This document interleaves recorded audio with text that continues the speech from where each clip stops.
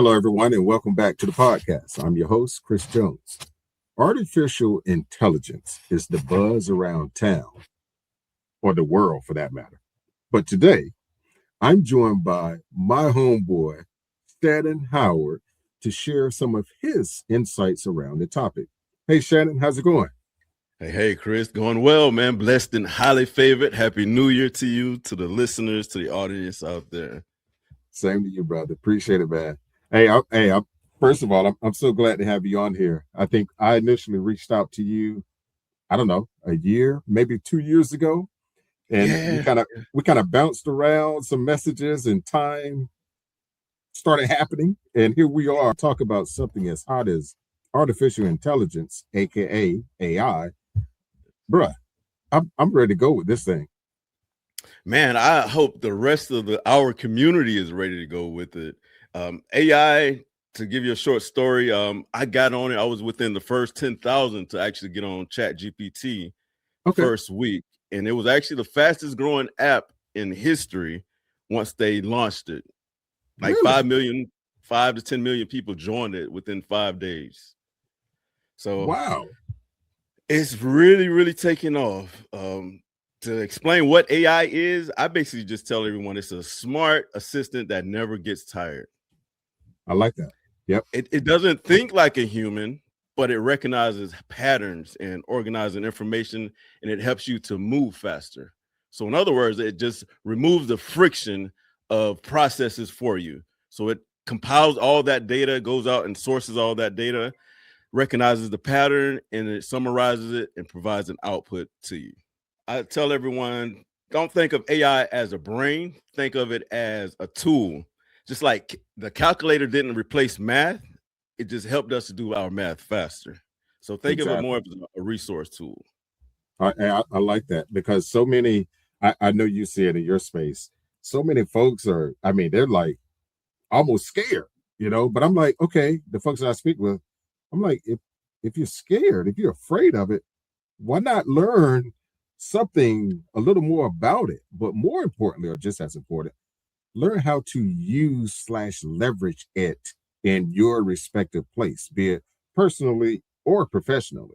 And now, firsthand, on the professional side of things are about to happen. Things are changing. Things are already happening. Things are already changing.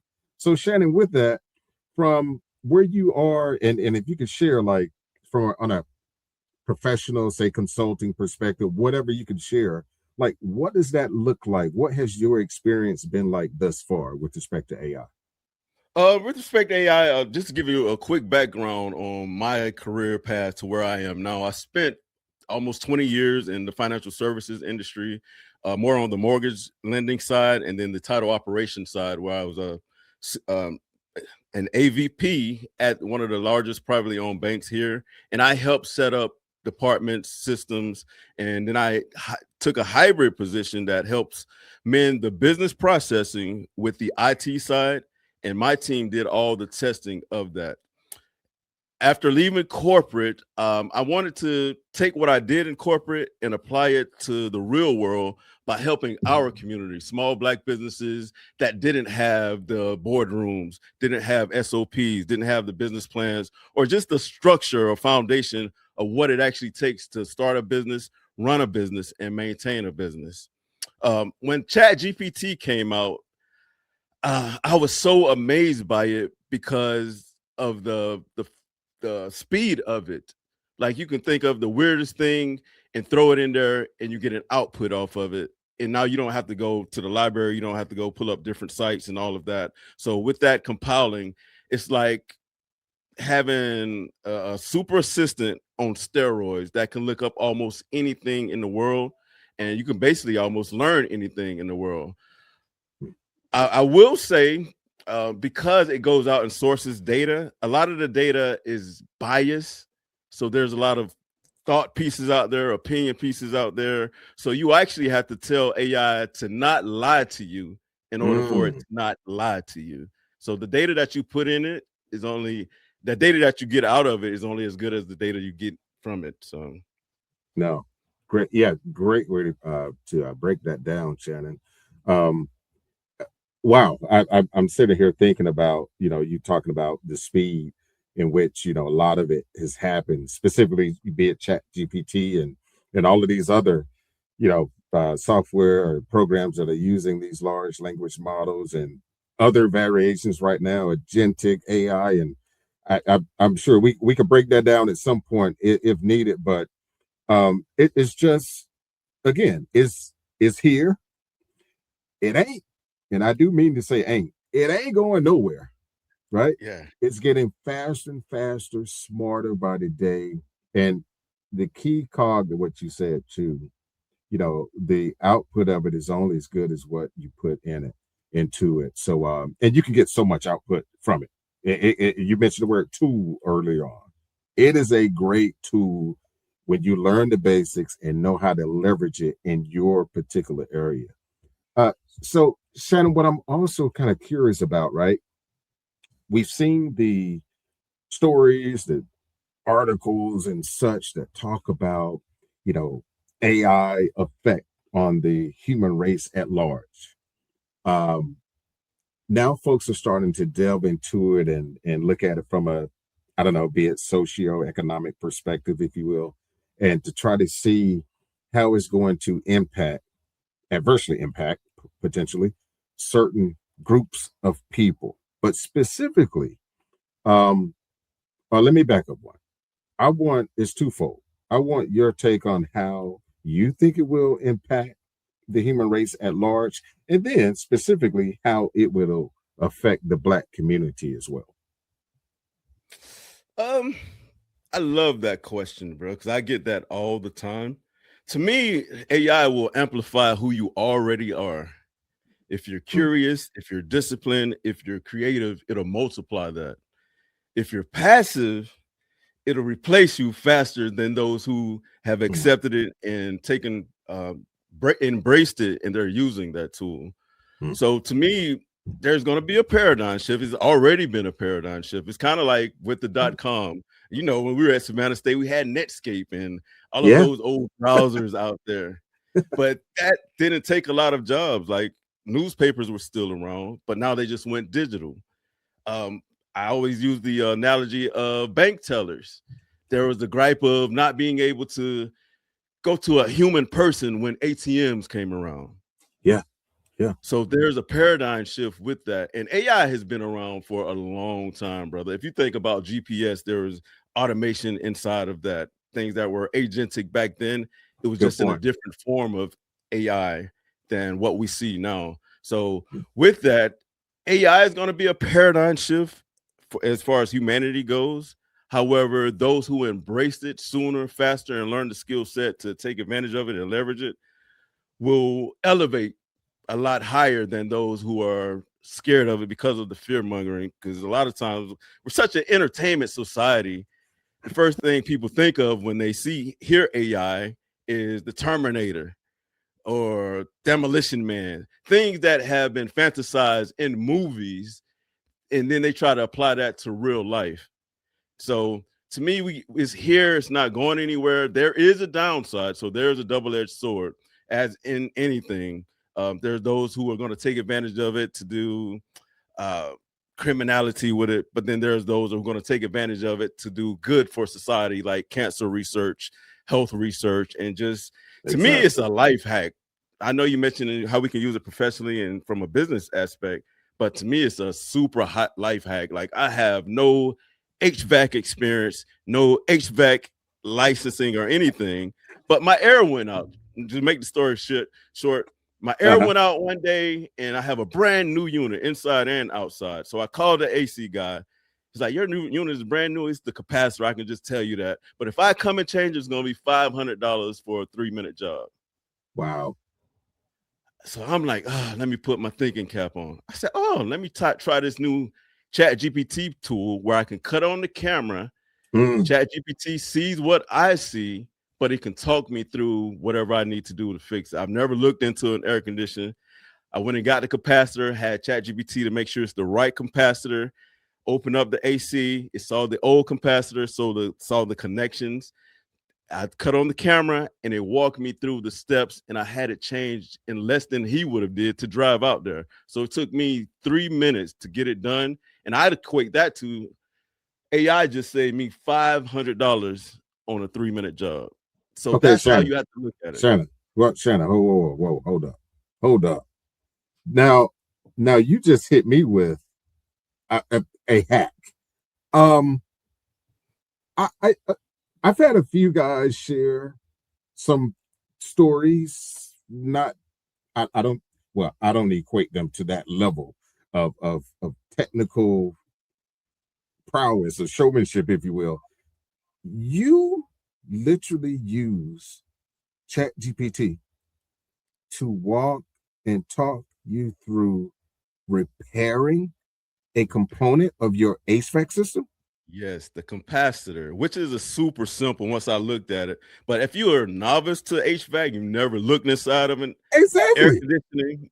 And my biggest thing is, oh, shoot, I don't want to get shocked because I see wires. But it's so, the knowledge base of it is so vast, and it goes and sources all of the HVAC information that's out there, the databases. But it walks you through as if you become an HVAC technician. It tells you to cut the power off on the electric box. Now cut the power off on the connector on the outside. Now it goes through the next steps of taking a look at the capacitors, identify the connectors, and then tells you how to unplug it and then plug in the new capacitor with it. And I was so astounded. I started to do it all over again just to capture the content of it, because I was like, man, this would be great content to put out there, but HVAC would be mad at me because I might take some of their business. And then I was like, well, if I'm an apprentice in HVAC and learning it, why not use AI? Like, you can upload all of the documentation from say you're in an HVAC school, you can upload all of that documentation to ChatGPT or whatever LLM you're using, and it can source all of that data, make sure you're doing everything right, have reference checks, and now you just learn it a lot faster than having a human to teach it to you. Now you can learn it in your own way. So that's one advantage I see, that like HVAC can use it. Like, there are certain segments of our society that are going to be AI proof. HVAC is one of them. Plumbing is another one. And electricians is also another one. It's recession proof and AI proof. But you can use AI to do all of those things more efficiently. Wow.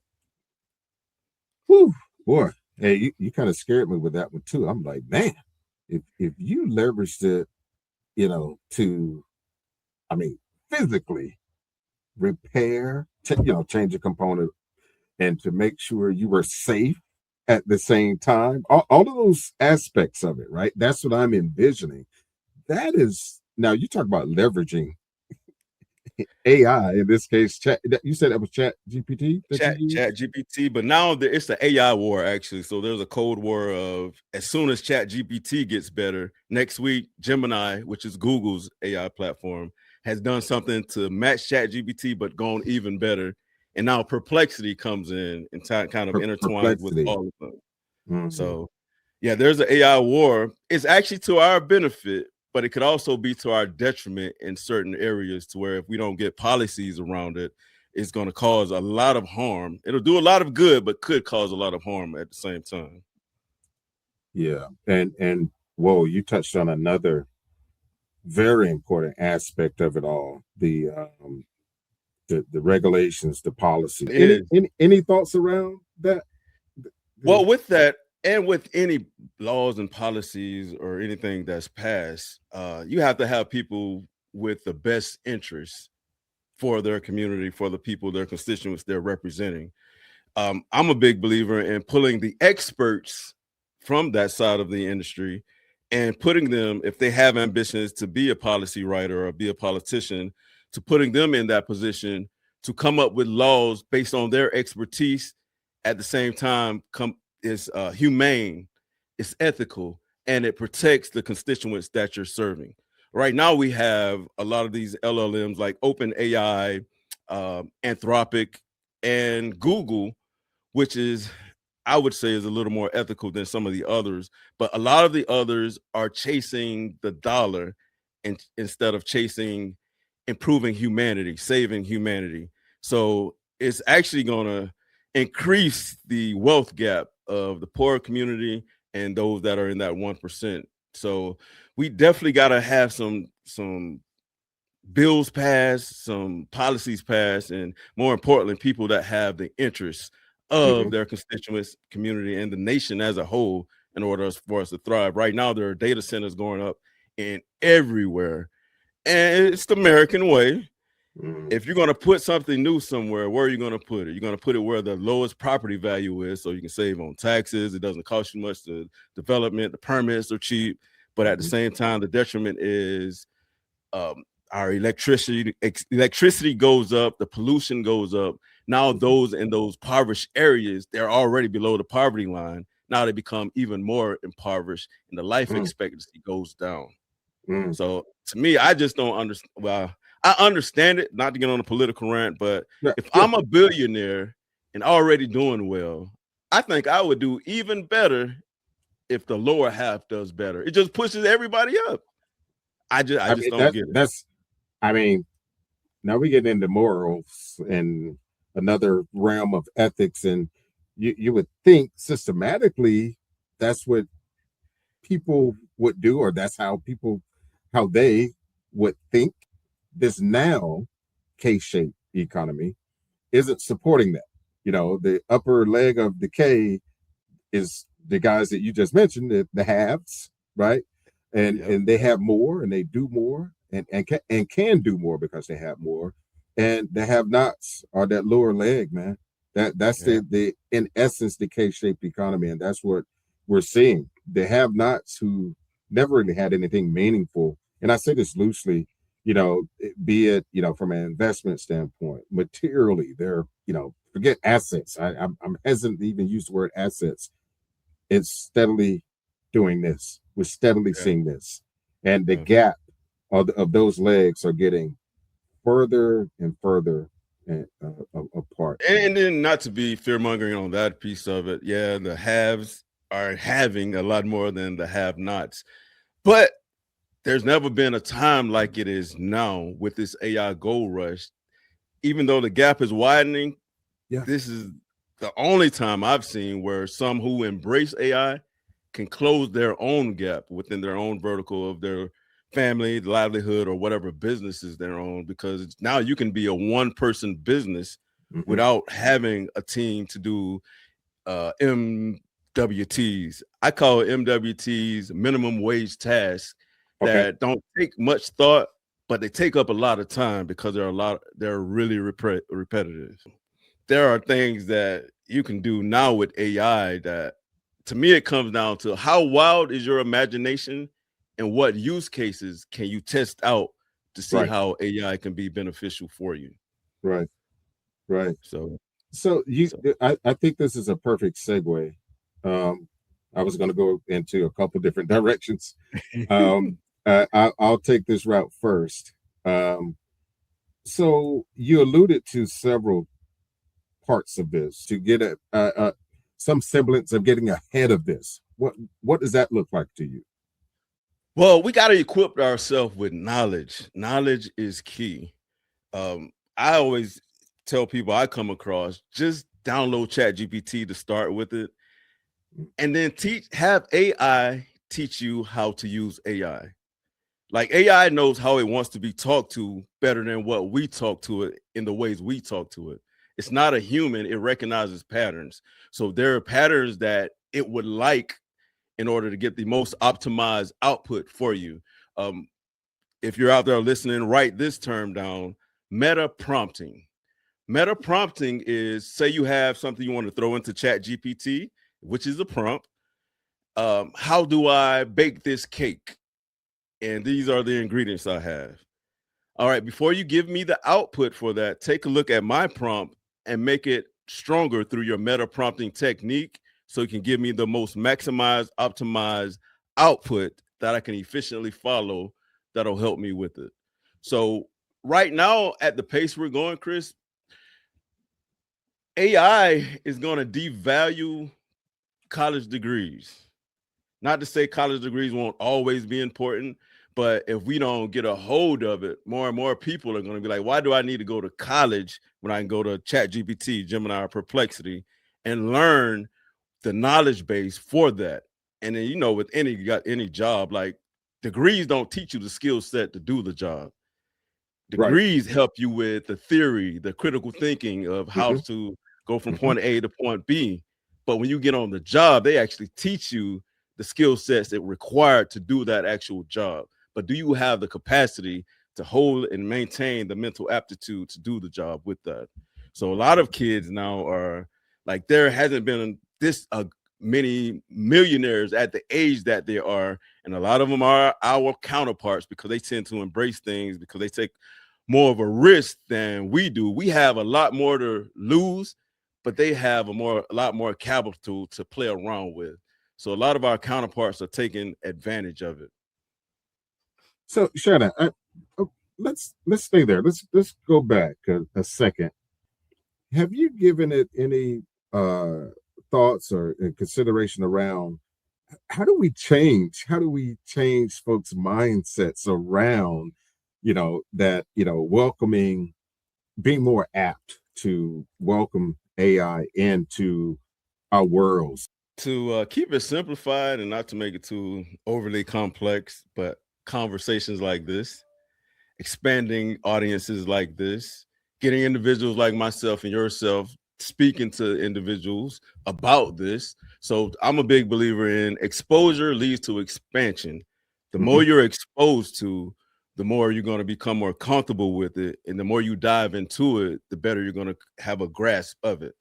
Hmm. What you do the most is what you do best. So you have to, it's basically like going to football practice.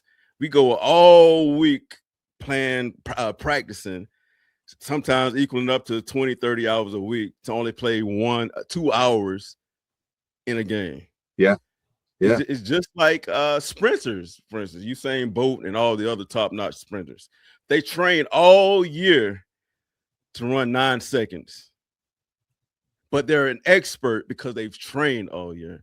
that's So right. exposure leads to expansion. So we just have to break down those barriers of fear mongering and take a look at it for yourself. Like, there's so much disinformation, which is another curse of AI, because now it's faster to get disinformation out there through images, videos, text, and all of Right. that. Mm, So to me, you just have to, how did you learn how to drive? You had to practice. How did you learn how to right. ride a bicycle? You have to practice. You had to be exposed to those things in order to embrace those things and level up your skill set to make the most of them.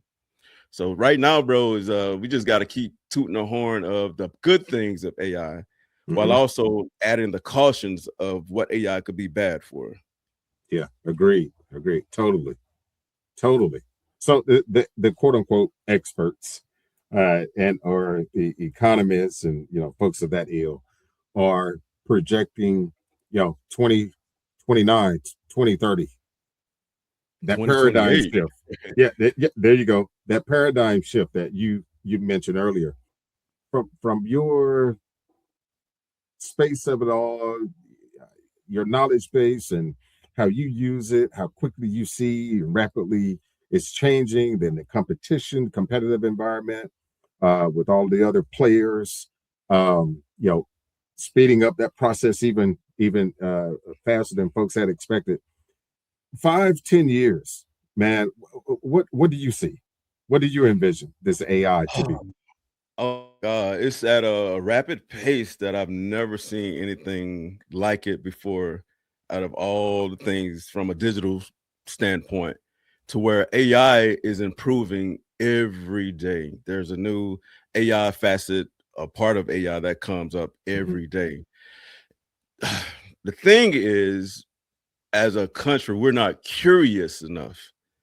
It's easily to become afraid of the new thing, let someone sway your opinion before you've tried that new thing. We have to become more curious, and we need curiosity in order to dive into AI and understand its full capabilities, its full capacity in order to change lives. change circumstances, build broader knowledge bases, basically become more literate in AI, because AI isn't a luxury. Right now, AI is a literacy. Other countries around the world, I'll take China, for instance, they've embedded AI as a requirement into their school curriculum, starting at pre-K and kindergarten ages.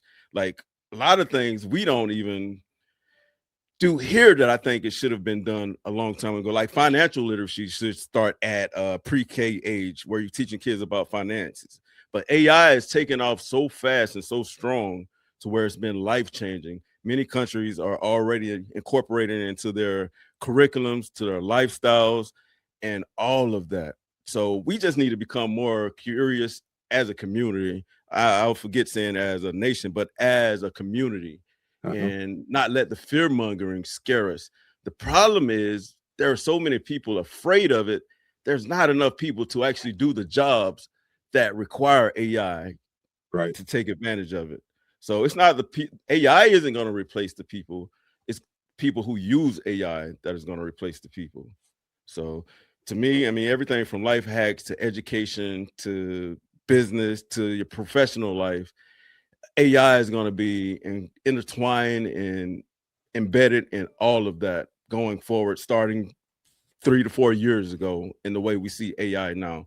Even for like coders, like before we had coders who will build websites, infrastructures, storage spaces. Now, me and you don't even have to take a coding course to build a website, to vet a website, to do website auditing, or any Right. mainframes that are out there. We can just basically have conversations like me and you, and it'll understand the patterns and what we're looking for, and then go and do it 100 times faster than if we had to do it manually. And So, and folks, we've thrown the acronym LLM out there a lot. That's large language model.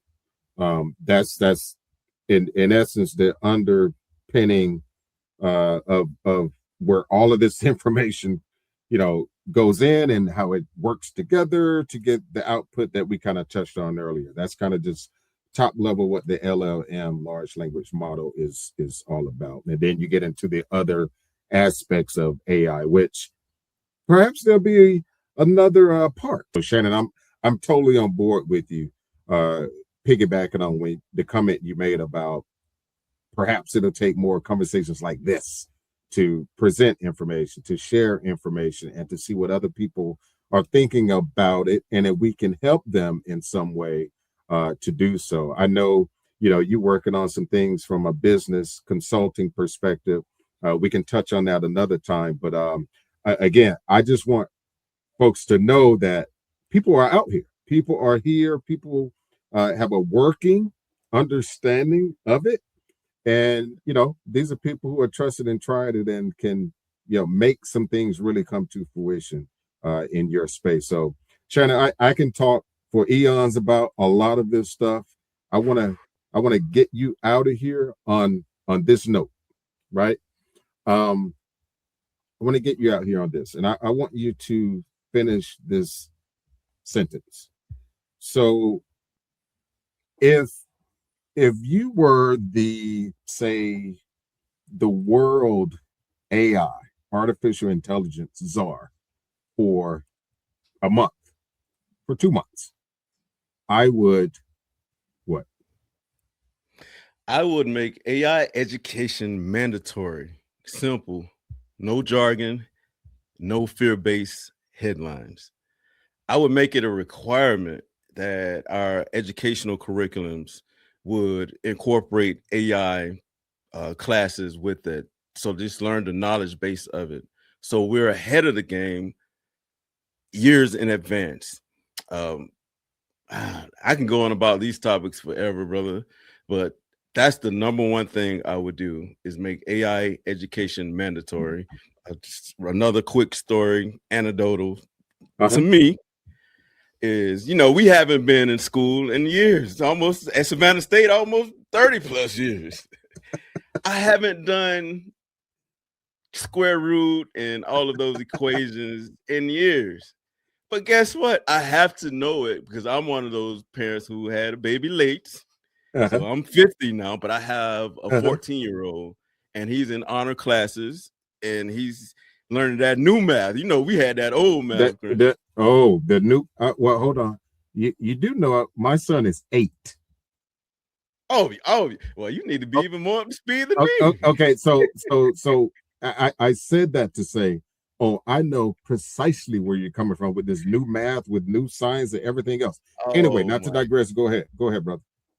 So one of the things I've learned, and this is what made me embrace it even more, is a lot of times I look for things that are problem based, and then what is the solution to that problem. So, like, I didn't even know, Chris, your son was that, or your kid was that young. So there are a lot of me and Chris type parents out here who haven't done educational type techniques and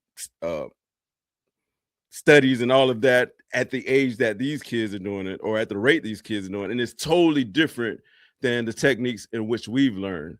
However, since I've embraced AI, I can take his school curriculum and the methods of learning, the different methodologies, and put it in ChatGPT and tell it to teach it as if it's his teacher based on the current standards of learning in today's society, today's curriculum, today's education.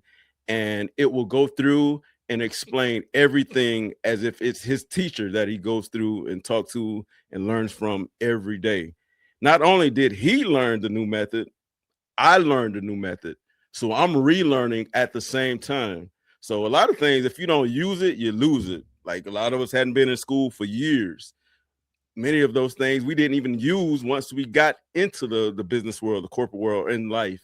So now you have a way to relearn, refresh, and rejuvenate, so you can have that bridge for your kids to come to you and assist you.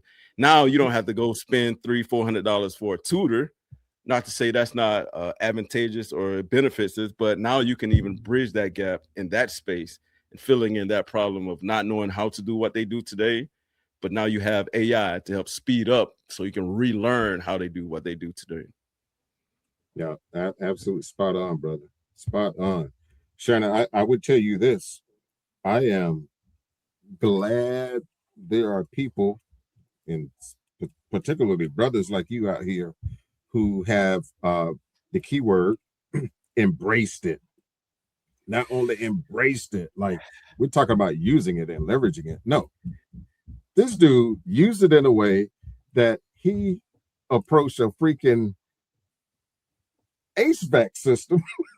I'm still, hey, Shannon, I'm still trying to get past that one. So even from that perspective of saving you money, or, making sure that you are, in the game, ahead of the game, however you want to categorize it. The time is now for artificial intelligence. Again, it's not going anywhere. There are several sectors, industry sectors who are that may not be as impacted as others, because you may have to use your hands for certain jobs and roles, and have certain responsibilities that